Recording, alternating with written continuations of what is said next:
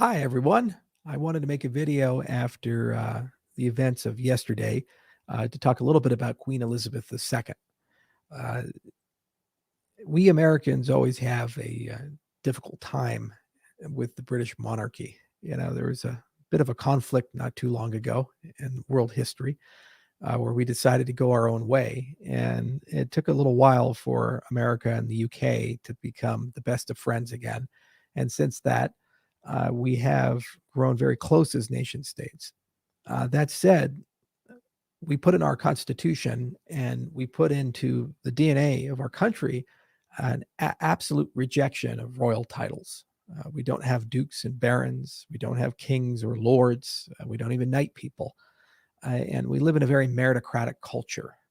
And the majority of the world is starting to move in that direction, where we're getting rid of monarchs and getting rid of birthright power and moving to a different setting. Now, that's not completely true. When we dig a little deeper, we notice that there are still dynasties. The Rockefellers still exist. People inherit money. I mean, Steve Jobs' kids are getting a lot. Bill Gates' kids are getting a lot. And the many, many others. Look at the Waltons, for example, who just recently purchased the Denver Broncos. So we have dynasties and royalty of a different sort connected to the greatness of someone and inherited from them. Uh, this is much more formal in the UK, and it's always been a bit of a mystery to me. Why do people care so much about someone who's born into power? They didn't earn it. Well, Queen Elizabeth was interesting in that she certainly did live a very unique life. She served for over 70 years. Only Louis XIV served longer at 74 years, died at 96, which meant that she lived the entire arc of history of the 20th century, with the exception of World War I. Everything that came after, she was not only around during that time, but front and center. There are pictures of her with Winston Churchill. Her husband lived in Nazi Germany for a brief period of time during, I think, the 1930s, just to give a sense of the connections of things, how deep these things go. She met pretty much every world leader, dozen plus presidents of the United States, even rode in it with Ronald Reagan once on horseback throughout the English countryside, and yet had the ability to be part of our modern society. She met Obama. She met Trump. Just gives you a sense of these things. Global pandemic. Her parents had to deal with the prior one. She dealt with the COVID of today and watched England change from an empire that actually controlled a big chunk of the world to a country that had to have a different path. And never once during her lifetime did she ever complain about it. Never once during her lifetime did she say, "Why me?" or these things. And she seemed to have had a grace and dignity that is gone. Regardless of how you feel about her, England, what they did, certainly the many atrocities during the 20th century, no one can deny that there was a certain decorum that we don't have anymore and will be sorely missed. I I guess you get that from being in power for 70 years and having a commitment to trying to live a life of service in that respect. It's probably the last great monarchy of my lifetime and your lifetime, unless the world regresses. The reality is that the institution as a whole is an anachronism. We discovered this century and last century it's a really bad idea giving absolute power or an homage to the times of absolute power to individuals. And little by little, all monarchies are slowly dissolving and chipping away and being replaced with some form of democratic process. Now, countries sometimes do backslide into dictatorships, and there are still intergenerational absolute dictatorships, like in North Korea, for example. But by and large, we're starting to realize that power to the few is a bad idea. So, in my view, the monarchy probably will not survive this century in not only Britain, but in many, many other places throughout the world. And the people who come after Elizabeth are simply going to have to manage its decline until its inevitable dissolution, because that's human progress. We have moved beyond a time where we entrust one person by birth to rule us and lead us. And the whole point of the industry I'm in is to build the tools to allow us to govern the many by the many, not the many by the few. That said, there are some great lessons about her life if you really dig deep and look into it. England, because of the nature of the empire that they led, is actually probably the most diverse culture around, from China to India to all throughout Africa, all throughout Europe, the United States. The sun never set on the British Empire. So there's a lot of languages and a lot of knowledge. For her part, Elizabeth took the time to get to know people and travel throughout the world. She really did. And you can see the thousands of photos and presentations and periods where she went to places as exotic as Papua New Guinea, to St. Helena, all the way to remote places in Patagonia. She's basically been everywhere, met everybody. It's impossible to live a life like that and not develop a sense of empathy and understanding, and not understand that this world benefits from diversity at its core. Getting to know people, their problems, who they are, their lot in life, rich, poor, and everything in between, it makes you better as a person. Now, whether that made her a good person or a bad person is beyond the scope of this and any eulogy or reflection, but it is a pursuit that I think we all could benefit from. Myself, I've been to 72 countries over the last 10 years. I've met everybody from camel herders in Mongolia to heads of state, like I just recently met with the president of Burundi last year in the presidential palace. That was a pretty remarkable experience, because just a week later, I was in Kenya in the Masai Mara, hanging out with people who herd cattle.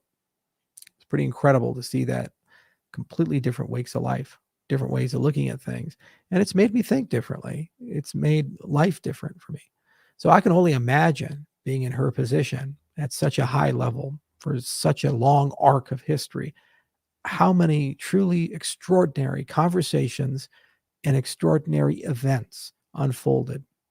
And I truly hope that that wisdom has been ported somewhere, written down somewhere, reflected somewhere, because it's now a gift to all of us. It's now something that everybody could potentially use and benefit from. A life of service, I'm not entirely sure what the monarchy does for the British people. Again, forgive my American ignorance. Seems to be the other way around, that the British people do a lot for the monarchy. But maybe that's why we had that disagreement in the 18th century and we went in a slightly different direction. But in principle, it's a good idea. When you look at people who have a lot, they can give a lot. And the monarchy of England is a very powerful institution, and it certainly has committed a lot of effort to charity from time to time. Now, some of the members of that institution have become truly terrible and deplorable people who have associated with very bad people like the Epsteins and so forth. And history is going to look very unfavorably on those members, which is why, by and large, I believe the monarchy is a dying institution. The problem is that for every Queen Elizabeth that you get 10 who aren't her. And those will define, over the long term, the nature of the institution. Thus, you need institutions that are built from the bottom up. It's a lesson about founders.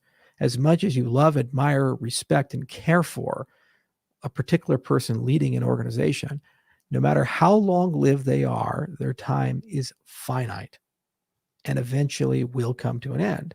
And those who succeed them are seldom as good as the predecessor.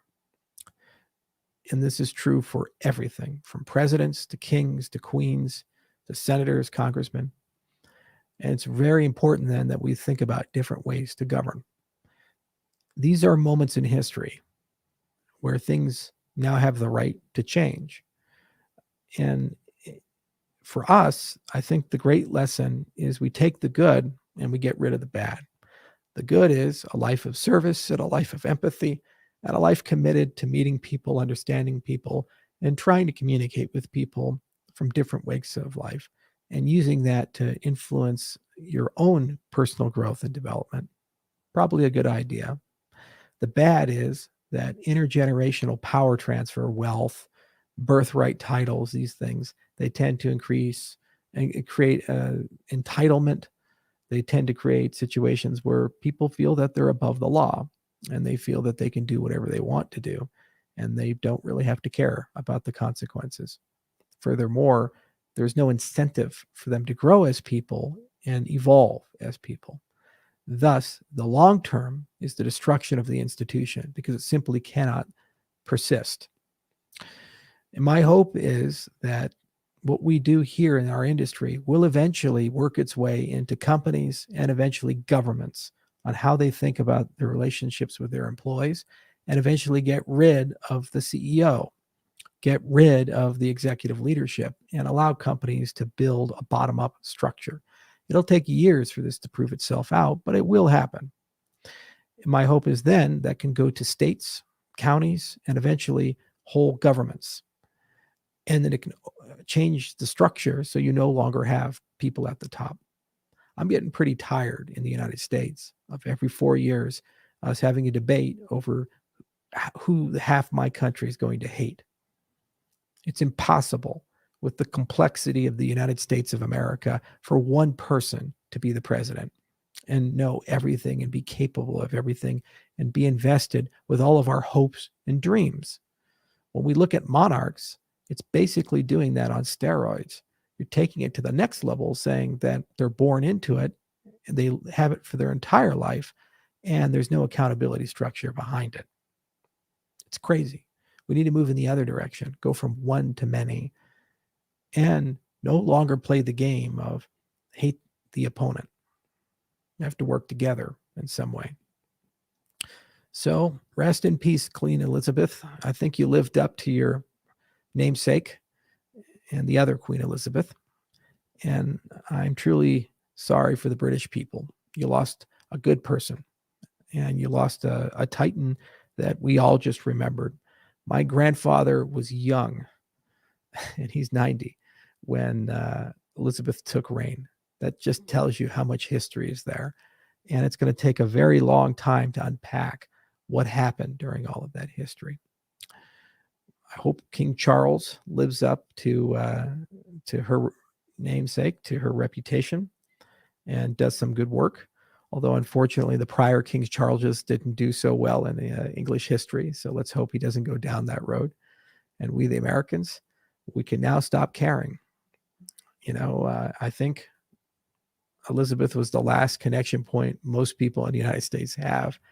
And there was, on our side of the pond, quite a bit of empathy and love and belief in her. It's not really shared by people of my generation or even my dad's generation for her successors. Not a lot of people seem to care about Harry and Meghan and William and Charles. They did about her. And actually, I have some friends in Canada who said, I don't care about the monarchy anymore. You loved Elizabeth. I was okay with it. Now I think it's an outdated institution that needs to be abolished. So it kind of tells you something about it. So I think my prediction will be right, where they're just going to manage the decline year after year. But that no way diminishes what was accomplished before, and in no way eschews the lessons that can be learned. So good luck, England, and I hope it all works out for you. And condolences to the Windsor family. And I guess we now get to close a very long chapter of history and move on. I hope we learn great lessons from it and we can continue to grow together.